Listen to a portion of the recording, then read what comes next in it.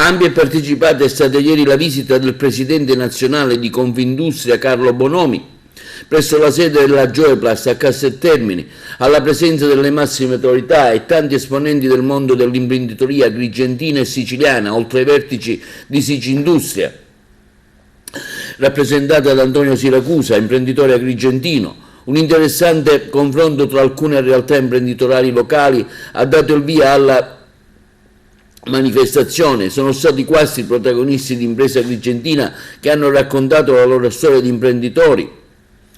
Paolo Licata dell'azienda Campodoro, Sergio Messina, il padrone di casa, titolare della Geoplast che da oltre 40 anni è presente nel nostro territorio, Salvatore Mancuso, rappresentante della nota casa di produzione di gelati, quindi Alessandra Di Salvo, in rappresentanza dell'azienda Scaligera Intracarni con sede alla zona industriale di Agrigento e che nel giro di un paio d'anni ha conquistato grosse fette di mercato nel settore della lavorazione delle carni e dei salumi in particolare.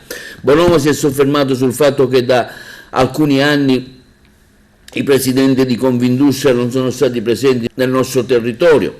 Le precedenti visite risalgono al presidente De Sergio Pininfarina e nel 1991 a quella di Vittorio Merloni nell'83.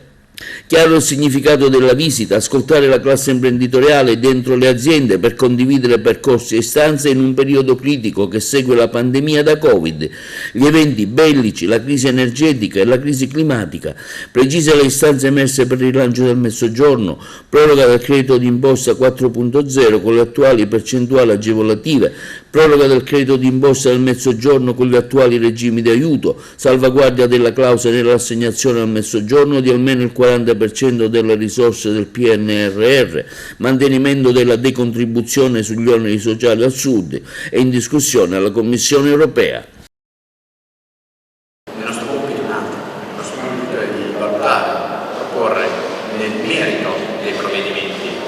Se saranno fatti bene diremo che sono fatti bene, se non ci piaceranno li criticheremo, come abbiamo sempre fatto e come sempre faremo. Perché quello che noi abbiamo a cuore è la tutela dell'interesse delle imprese italiane, perché lì dentro c'è la crescita complessiva del Paese, c'è un'idea di inclusione, di coesione sociale. Noi non lo facciamo per un discorso corporativo, lo facciamo perché siamo convinti del valore dell'impresa italiana che per il proprio paese, un paese che ha visto peggiorare le condizioni sociali. L'anno scorso 1 milione di più di italiani sono entrati nella fascia di povertà. Anche qui farò qualche riflessione, Antonio, sul reddito di cittadinanza. Noi abbiamo assistito alla nascita del governo Draghi, nato grazie a una scelta saggia del Presidente della Repubblica, a cui va sempre il nostro ringraziamento, perché è stato motivo di soddisfazione per chi come noi lamentava poca visione del governo precedente.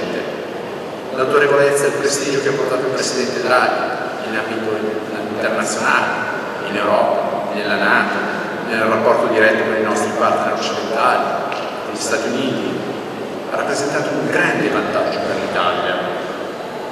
Il Presidente Draghi è stato essenziale per tenere la barra dritta sulle scelte necessarie dopo il conflitto russo-ucraino, così come nella definizione delle sanzioni, anche se qualche riflessione sull'Europa ce la dobbiamo fare.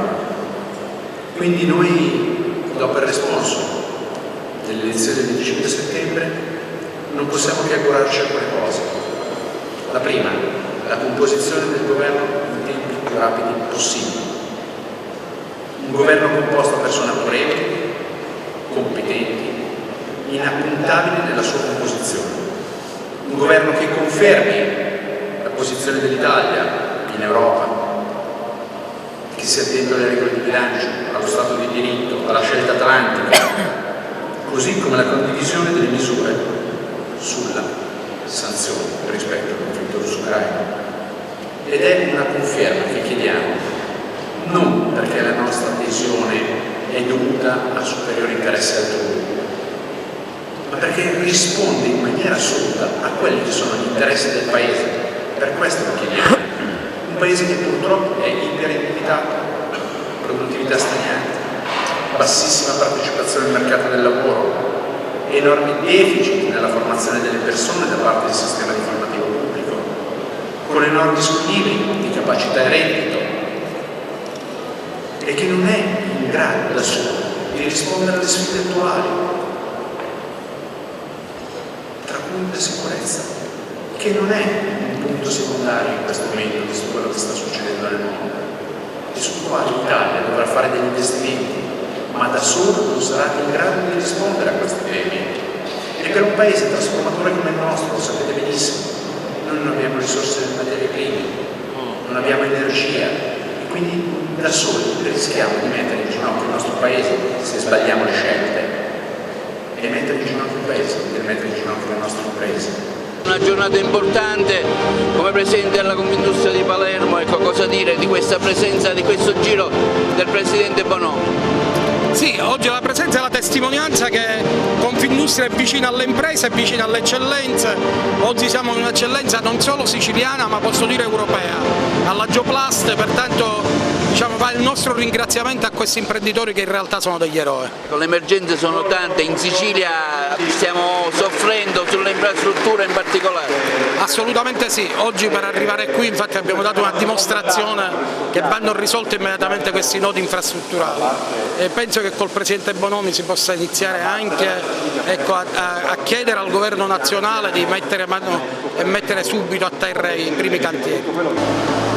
Parliamo di questa visita, Presidente, qui del Presidente Bonomi in Sicilia, in più in particolare ad Agrigento, intervento abbastanza forte il suo, con denunce di tante criticità che purtroppo ci assillano da anni. Sì, oggi comunque è stata una giornata positiva dove imprese e imprenditori si sono potuti confrontare, e soprattutto un confronto guardando sempre al futuro.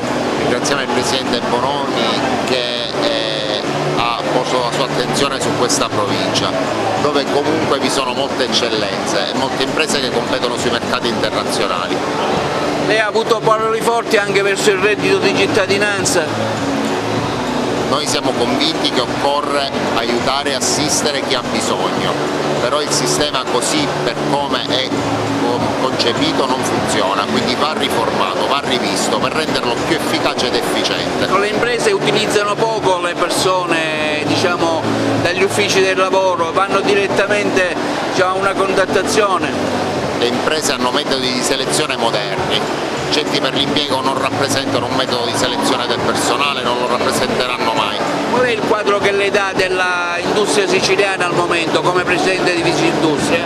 Viviamo un momento difficile dove costi energetici e costi delle materie prime ci stanno mettendo in difficoltà. Siamo qui per lavorare, continuare a lavorare di più, per cercare di dare una risposta a quelle che sono le condizioni difficili del mercato in cui operiamo. È ovvio che da soli non ce la possiamo fare, serve un governo forte, un governo serio, che aiuti tutto il sistema produttivo delle imprese, sia siciliane che italiane. Cosa ci aspetta da questa nuova compagine governativa siciliana? Aspettiamo tante buone notizie, grazie. Ecco, onorato di questa presenza qui del Presidente di Confindustria, lei ha detto nel suo intervento un'azienda che opera da oltre 40 anni. Opera da 43 anni, ma sono nel settore delle costruzioni da 60 anni. Quindi noi questa industria l'abbiamo fatto con il cuore, crediamo in quello che facciamo, ci sono tantissime difficoltà, ma che con il nostro sacrosanto lavoro cerchiamo di superarle. Questo. Un territorio difficile ovviamente, molti si chiederanno come è riuscito.